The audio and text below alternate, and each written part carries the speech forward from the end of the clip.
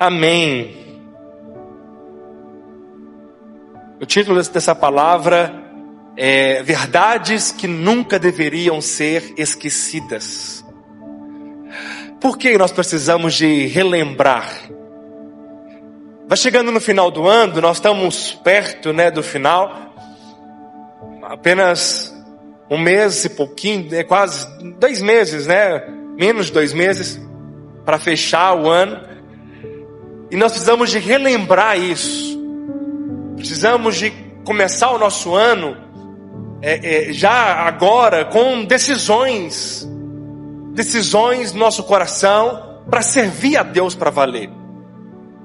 De nossos alvos, dos nossos projetos. Então eu sei que você já sabe de muitas coisas, mas eu quero lembrar você hoje delas. Já observou que quando você vai fazer um procedimento importante, numa empresa, por exemplo, e eu trabalho também com energia, parte elétrica. E às vezes, a maioria delas são industriais. Então nós temos que subir em poste, mexer em algum quadro elétrico. E assim, se encostar, morre. Não tem outro jeito. Não pode manusear de forma errada. Então é um risco. E a gente sempre tem que lembrar, sempre, usar os equipamentos certos, todo o procedimento, porque se nós esquecermos, vai correr um grande problema. Vai ter um grande problema. Assim também com as nossas vidas. Tem coisas que nós devemos sempre lembrar. Sempre lembrar. Uma vez, estava vendo um pastor amigo meu falando, que ele viaja muito, ele é missionário. E ele já está cansado de ouvir as mesmas coisas quando entra no avião.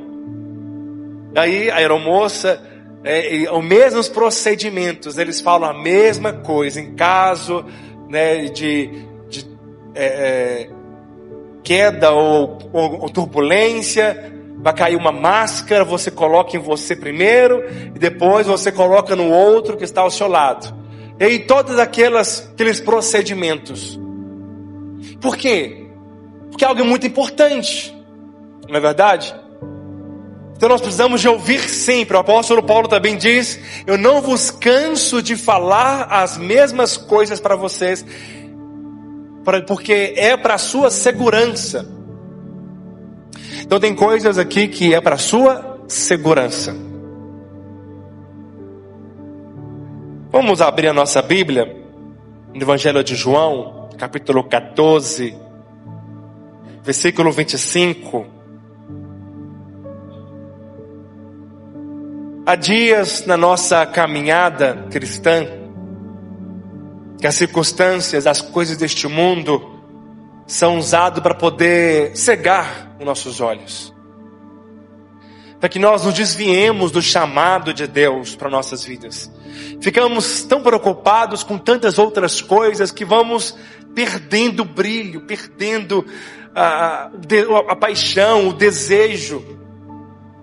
Coisas vão roubando o nosso coração.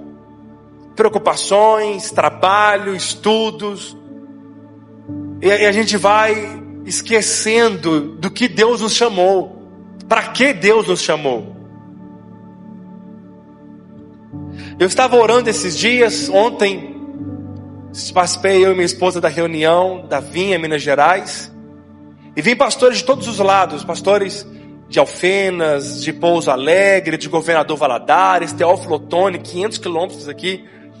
E nós ficamos o dia todo, das 8 às 19 horas, participando dessa reunião.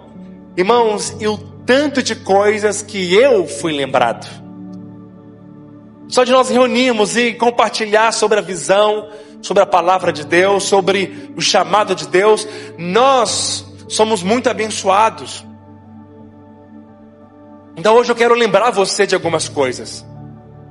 Precisamos de lembrar de algumas coisas. Olha o que diz a palavra aí em João, capítulo 14, no versículo 25.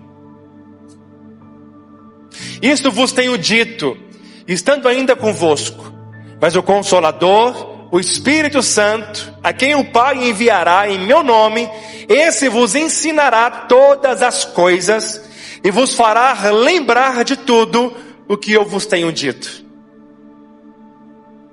Então o próprio Espírito Santo, ele nos lembra daquilo que ele nos falou há algum tempo atrás. E hoje eu sou um canal de Deus aqui para lembrar você do seu chamado como ministro do Evangelho, como sacerdote nesta casa. Você foi chamado por Deus para impactar vidas, para fazer discípulos. Não deixe que as circunstâncias, não deixe que as muitas programações do mundo, não deixe que as preocupações, os muitos afazeres desviem o seu olhar, roubam o seu coração. Porque a Bíblia fala que nós devemos orar e vigiar, porque nós não sabemos o dia e nem a hora que ele vem. O nosso chamado é para nós nos lembrarmos sempre, em todo momento, para que Deus me chamou. E devemos também fazer perguntas para nós. Será que eu estou cumprindo o propósito de Deus na minha vida? Eu estou fazendo o que Deus chamou para fazer? Será que eu estou no centro do propósito de Deus? O que eu estou fazendo com a minha vida? O que eu estou fazendo com o tempo, com os recursos que o Senhor me deu? Porque o servo de um talento, ele foi exortado por enterrar o talento. Ele não jogou fora, ele enterrou. Ele guardou. Ele já foi repreendido por ter enterrado. Servo mau e negligente, não entrou no reino dos céus. Deus te confiou dons. Deus te confiou unção. Deus te confiou o bem mais precioso, que é o Espírito Santo de Deus, que está dentro de você, para um propósito também, usar você. Então, a pergunta que nós podemos fazer para nós mesmos é: o que eu estou fazendo com o poder que eu recebi? Poder nos foi dado para poder salvar vidas, dar testemunho que Jesus vive, operar maravilhas. O que eu estou fazendo com aquilo que o Senhor me deu? O apóstolo Paulo também falou da importância de lembrar. Em 1 Coríntios capítulo 15, versículo 1, diz assim: irmãos, venham lembrar-vos o evangelho que vos anunciei, o qual recebestes e no qual ainda perseverais, pois ele também sois salvos, se retiverdes a palavra tal como eu preguei, a menos que tenhais crido em vão. O apóstolo Paulo também chegou a algum tempo que ele falou: eu estou aqui para relembrar o evangelho que eu preguei para vocês. Então eu sei que você já sabe, mas não custa nada lembrar. Eu quero lembrar você que você, algum momento da sua vida, colocou a mão no arado e você não pode olhar para trás. Lucas capítulo 9, versículo 59 diz: e a outro disse Jesus: segue-me. Ele, porém, respondeu: permite-me ir primeiro sepultar o meu pai. Mas Jesus insistiu: deixa os mortos sepultar os seus próprios mortos. Tu, porém, vai e prega o evangelho do reino de Deus. Outro lhe disse: segui-te-ei, Senhor, mas deixa ir primeiro despedir-me dos da de casa. Mas Jesus lhe replicou: ninguém que tendo posto a mão no arado olha para trás é apto para o reino de Deus. Nós vemos aqui dois chamados diferentes. Jesus chamou os seus discípulos, assim também como Ele chamou você. Ele chamou você para ser discípulos. Presta bem atenção, Deus hoje chama pessoas para ser discípulo. O discípulo faz aquilo que o seu mestre o ensinou. Cumpre o chamado de Jesus. Dá continuidade àquilo que Jesus fez. Então nós somos discípulos do Senhor. A nossa visão é edificar uma igreja de vencedores. Então, tem muitas visões por aí. Tem visões que estão interessadas apenas em encher um prédio. E ali tem uma multidão de pessoas. E elas vão para ser curadas. Elas vão para poder receber uma bênção. Elas vão para poder receber algo de Deus. E glória a Deus, porque o Senhor vai liberar bênçãos e cura sobre ela e sobre nós também. Sobre todos aqueles que buscam isso. Mas nosso chamado é edificar uma igreja de vencedores. E vencedores são discípulos. É por isso que às vezes não há um crescimento tão explosivo, tão numeroso, porque o nosso alvo não é trazer aqui multidões. É edificar cada um, para que ele seja usado por Deus, para que ele seja o ministro do Evangelho, e ele cumpra o chamado que Deus deu a ele. Deus chamou você para um propósito. Deus não traz pessoas para a videira, para cá, por acaso. Se você está aqui, é porque o seu chamado é fazer também discípulos. Se você está aqui conosco, Deus chamou você para um propósito. E precisamos de entender bem e começar a agir rapidamente. Porque nós não sabemos o dia nem a hora que o Senhor vai voltar. O primeiro, ele falou: Senhor, deixe sepultar meu pai. Mas Jesus insistiu com ele: deixa os mortos sepultar os seus próprios mortos, tu porém vai e prega o reino de Deus. Às vezes nós olhamos esse texto e ficamos pensando assim: nossa, Jesus foi muito duro, porque ele só queria sepultar o pai, coisa de algumas horas, né? Depois do sepultamento ele iria seguir Jesus. Mas presta bem atenção, antigamente a tradição judaica não enterrava os mortos rapidamente como nós fazemos. Eles colocavam em cavernas, e depois de um ano pegavam as ossadas, então eles sepultavam. E isso o sepultamento levaria um ano para acontecer.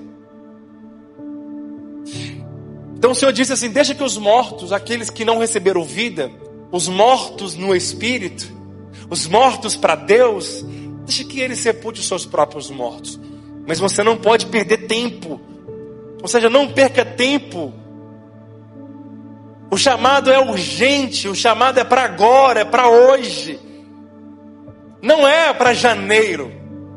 Como algumas pessoas, elas já estão se acostumando, entregando, né, dizendo assim: o ano já acabou, agora eu vou descansar. Lá para a quinzena de janeiro eu volto, com todo vapor, fazer minhas atividades. Eu volto para valer. Porque as pessoas têm a tendência de chegar no final do ano, já ir deixando as coisas para o ano que vem. Ano que vem eu começo. Ano que vem eu faço. Mas por que disso? Por que essa tradição? Sendo que nós devemos viver hoje, o dia de hoje, que amanhã não pode chegar.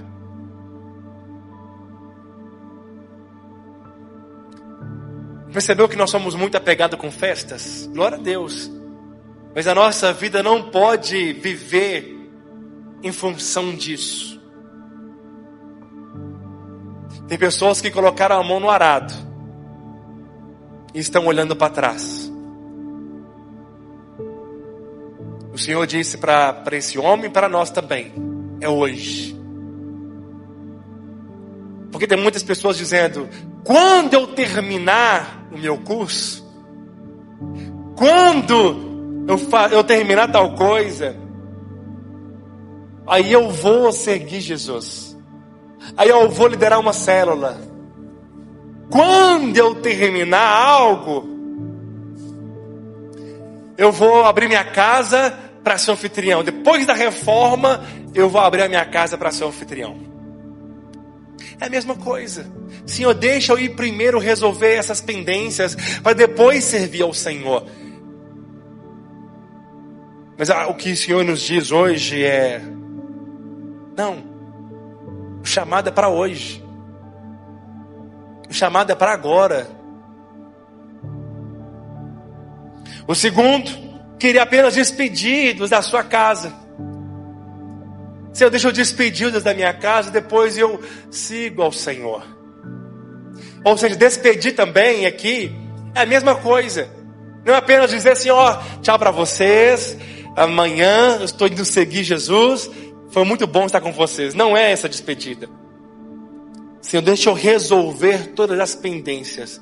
Deixa eu deixar tudo pronto primeiro, para depois eu ir seguir ao Senhor. Não espere você estar qualificado para servir a Deus. Tem pessoas dizendo assim, Senhor, quando eu largar este vício, aí eu vou batizar. Senhor, deixa que chegar janeiro, aí eu batismo. Senhor, deixa chegar no que vem, quando eu resolver as minhas coisas, quando eu terminar os meus cursos, quando eu resolver todas essas pendências, aí para valer eu vou seguir o Senhor. Mas isso não passa de desculpas que nós damos para Deus. Nós devemos lembrar que nós colocamos a mão no arado um dia. Um dia você colocou a mão no arado. Porque a Bíblia fala que nós somos cooperadores. A igreja também, ela é uma lavoura.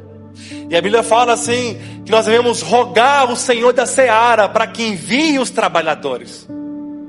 A seara é grande, poucos são os trabalhadores. Rogai-vos ao Senhor da seara para que envie trabalhadores. Eu tenho orado ao Senhor, tenho rogado ao Senhor, mas chega uma hora que nós não falamos apenas para Deus mais. Chega uma hora que eu preciso falar para você. Ei, trabalhadores. Ei, trabalhadores da videira de Itaúna. A seara é grande. Tem muitas vidas para ser alcançadas. Chega de deixar para depois. De postergar. De adiar. Não é verdade? A seara é grande, o Senhor tem chamado você para trabalhar nela. Alguns Deus está chamando para voltar a liderar uma célula. Outros Deus está chamando para entrar para o louvor. Ainda falta o teclado em nome de Jesus, uma guitarra, aleluia. Já tem, né, o Lucas, o Juninho, o Cristian também aqui vai revezar com a Alice, aleluia. Teremos um louvor completo. A Miriam também, glória a Deus. Vocês são trabalhadores. Essa igreja é uma igreja de trabalhadores no reino de Deus. É uma igreja de sacerdotes. E aí quando nós então vamos cuidar da igreja, que é a seara, há um carro de boi. E por isso que não há peso para nós. Quem carrega são os bois que carregam. Sabe que Jesus também ele veio como um servo. O peso é todo dele. Não há peso. O único trabalho é concentração, é pegar no arado. Enquanto o boi puxa o arado, nós o guiamos. E se nós ficarmos com a mão no arado, olhando para trás, o que vai acontecer? Imagina, eu estou andando aqui, né? Eu estou andando, empurrando o arado. Aí eu começo a olhar para trás. Eu vou bater, eu vou desviar. Vai ficar torto. É igual você dirigir um carro e começar a olhar para trás. Na rodovia, o que vai acontecer? Você vai bater. Olhar para trás é distrair com as coisas dessa vida. Olhar para trás é ficar olhando para si, dizendo assim, eu não consigo, eu não posso. Olhar para as circunstâncias todo momento. Olhar para trás significa olhar para o passado e viver uma vida saudosista. Ou das coisas boas que aconteceram, ou das coisas ruins que tenta te limitar hoje. Presta bem atenção, não existe mais. Conte uma nova história para você. Como vai ser o seu futuro? Para de contar do passado e começa a contar o seu futuro. Mas para isso tem que tomar uma decisão hoje.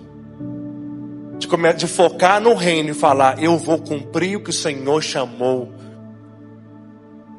A minha mão está no arado para cultivar a igreja, cuidar. Nós poderíamos estar maiores. Nós poderíamos ter crescido mais. Tem muitas pessoas que deixaram o arado, mas hoje você não vai olhar mais para trás. Amém? Nós vamos crescer abundantemente. Chega de dar desculpas, porque não existe desculpas para Deus. É enganar nós mesmos. Não é verdade? Estamos nos enganando quando nós damos desculpas. Deus sabe de todas as coisas, de todas as razões pela qual nós não estamos ainda servindo para valer. É tempo de servir para valer. É uma das maneiras que você serve a Deus. Primeira coisa é estando em uma célula. Ser treinado nessa célula, ser um líder de treinamento, crescer, avançar, testemunhar, falar a palavra de Deus. Então todos nós estaremos em uma célula a partir de hoje, em nome de Jesus. Porque você é trabalhador dessa seara. A seara é grande, Itaúna é grande. Muitas pessoas têm que ser alcançadas, tem muitas pessoas morrendo. E elas estão indo para o inferno, porque às vezes está do nosso lado. Você percebeu que tem pessoas do lado da nossa célula que não está na nossa célula? Do lado da nossa célula. O nosso vizinho deveria ser o primeiro a ser chamado. Nós somos trabalhadores. A seara é grande. E Jesus espera de nós um profundo comprometimento. Nós só temos uma vida para viver. O Senhor disse que nos recompensaria num milênio, 1000 anos, de algo que está além do que você pode conquistar com as suas forças aqui na terra.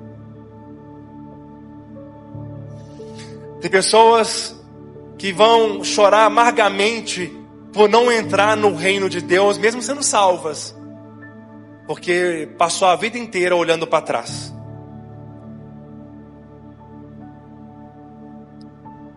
É uma vida que vale a pena ser vivida integralmente, com todo o coração, com todas as forças para o Senhor. Todos os dias nós temos demandas, trabalho, estudo. Todos os dias temos problemas para resolver. Todos os dias essas coisas vão continuar existindo. Elas estão aí. Mas aonde está o nosso coração? Aonde estamos colocando a nossa energia, o nosso tempo? Jesus disse que o reino de Deus é chegado no nosso meio. Nós fazemos parte desse reino. E devemos tirar pessoas do império das trevas e transportar para o reino do Filho do seu amor. Nós fazemos parte deste império. Mas Ele nos conquistou através da cruz, nos deu vida e sendo nós mortos. E Ele nos chamou. Você tem um chamado para ser reconciliador. Esse chamado é de todos nós. O ministério da reconciliação. E é isso que faz o sacerdote. O sacerdote reconcilia o perdido a Deus. Você é sacerdote nesta casa. Jesus também, Ele disse em Lucas 17:32, Ele mandou nós lembrar de uma pessoa. Olha, há inúmeros personagens bíblicos. Há inúmeras pessoas que fizeram história, que marcaram pessoas. Mas Jesus manda lembrar de alguém. Ele disse: lembrai-vos da mulher de Ló. Lembra da mulher de Ló.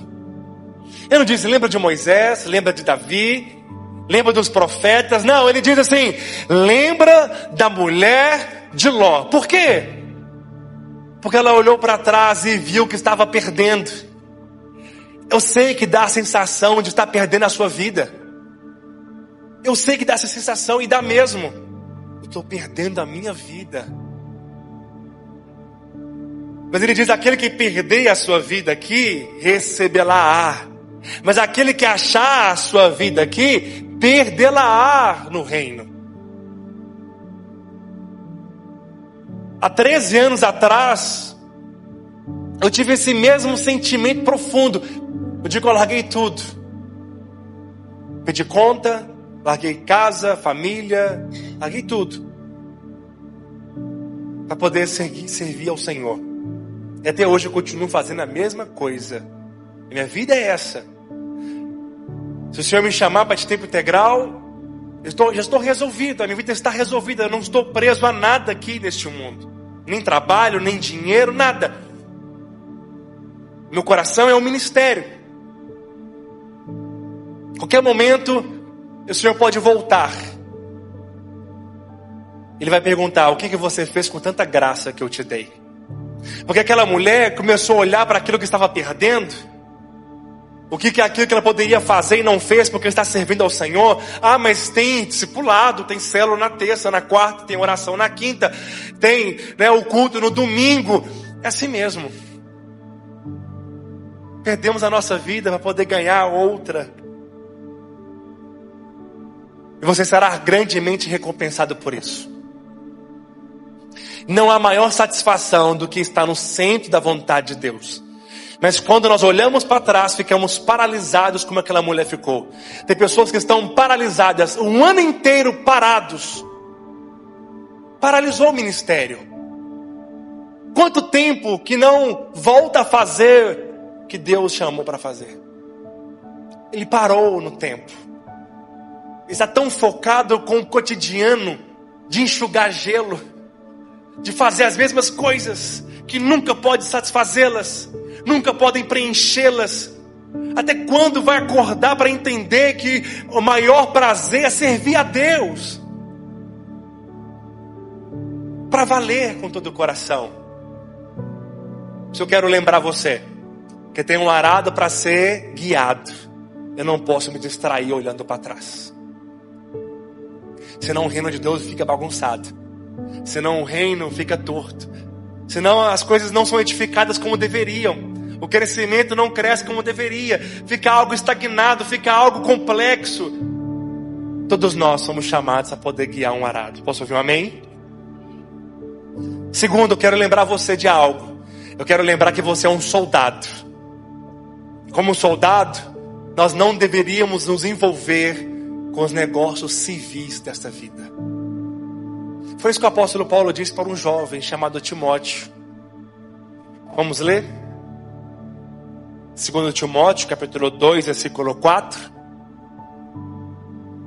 Nenhum soldado em serviço se permite envolver em negócios da vida civil, porquanto o seu objetivo é agradar aquele que o recrutou para a guerra.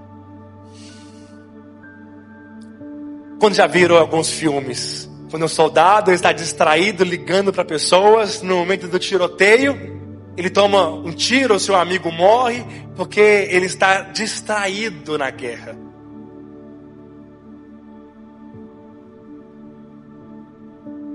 Tem muitas coisas para tirar sua atenção, seu foco. Se o Senhor, Ele é o Senhor dos exércitos, então eu e você só podemos ser os seus soldados. Se o nosso general é Cristo, nós somos os soldados dele. Se nós formos olhar a nossa vida como uma analogia, está mais parecido com uma guerra do que um parque de diversões. Porque há um mundo espiritual, e nós estamos guerreando em oração para a salvação da nossa família. Precisamos de dobrar nossos joelhos e guerrear, dizendo: Senhor, basta, chega. Guerrear em prol da salvação de pessoas. Fazer guerra mesmo. Tem pessoas que pensam que quando se converter é possível levantar uma bandeirinha branca e dizer assim para o diabo: olha, eu estou neutro, eu não quero guerra com você, deixa eu quietinho aqui. Não há neutralidade. Uma vez que nós nos convertemos, nós estamos em guerra com o mundo das trevas, com o império das trevas. E a nossa luta não é contra carne e nem sangue, mas contra principado e potestades. Demônios não se distraem. Eles estão focados o tempo todo em destruir, matar e roubar. Mas muitas vezes nos encontramos distraídos demais com as coisas passageiras. Você não é igual os ímpios lá fora. Você é um soldado recrutado para uma batalha. A batalha da qual ele já nos diz que nós somos vitoriosos nela. É tempo de nós guerrearmos em oração. Quinta-feira nós estamos aqui em oração, guerreando em prol das células crescerem. Estamos guerreando em prol dos cultos crescerem. E Deus chamou a liderança para ser generais desse exército. Deus chamou a liderança para ser os capitães, aqueles que guiam o povo, aqueles que dão o tom, aqueles que são os primeiros a fazer. Amém? Há uma hierarquia no exército. Não quer dizer que um é melhor e maior do que o outro, mas são posições de autoridade constituídas por Deus para guiar pessoas, para instruir pessoas, para treinar pessoas. O evangelho é esse. Tem pessoas que correm maratonas, maratonistas, que eles são capazes de correr 18 quilômetros, até mais, em pouco tempo, em tempo recorde. Mas se você for observar, nenhum deles corre com a mochila pesada nas costas, ou com um blazer ou um sapato como esse. Nenhum deles corre com um relógio no braço. Nenhum deles corre com o celular no bolso, a carteira no bolso, porque tudo isso chama peso. Peso. Eu quero lembrar você de algo também. Nós estamos no caminho da fé. Jesus é o caminho, a verdade e a vida. E a Bíblia fala que nós estamos correndo no estádio. E todos devem observar como correm, a fim de ganhar um prêmio, não uma coroa corruptível, mas uma coroa incorruptível. E a Bíblia diz no Evangelho que nós, Hebreus 12:1 fala assim: portanto também nós, visto que temos rodeado de tão grande nuvem de testemunhas, desembaraçando-nos de todo o peso e do pecado que tenazmente nos assedia, corramos com perseverança a carreira que nos está proposta, olhando firmemente. Não é olhando para trás, é olhando firmemente para o autor e consumador da nossa fé, Jesus, o qual, em troca da alegria que lhe estava proposta, suportou a cruz, não fazendo caso da ignominia, e estando assentado à destra do trono de Deus. A Bíblia fala que devemos livrar do peso, livrarmos de todo o embaraço e o pecado que tenazmente nos assedia. Tira o peso, tira o embaraço, diga não ao pecado, para que você continue correndo. Tem gente que está pesado demais, e você vê no semblante o peso. Está pesado demais, porque quer correr a caminhada cristã carregando tanto de preocupações, com tanto de ansiedade. Olha para cá, não se distraia, não olha para trás. Carregando tanto de fardos, de embaraços. Mas pastor, o que é fardo? O que é peso? O que é embaraço? Ansiedade, preocupações, estresse de alma, culpa, condenação, o tempo todo achando que está desqualificado, achando que não pode, fica postergando, fica adiando o chamado.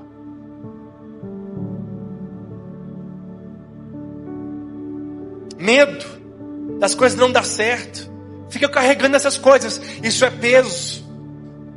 Me angustia o cansaço excessivo de muitas pessoas.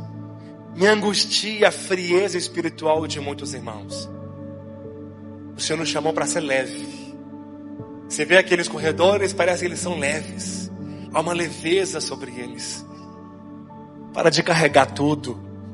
Coloca nas mãos do Senhor.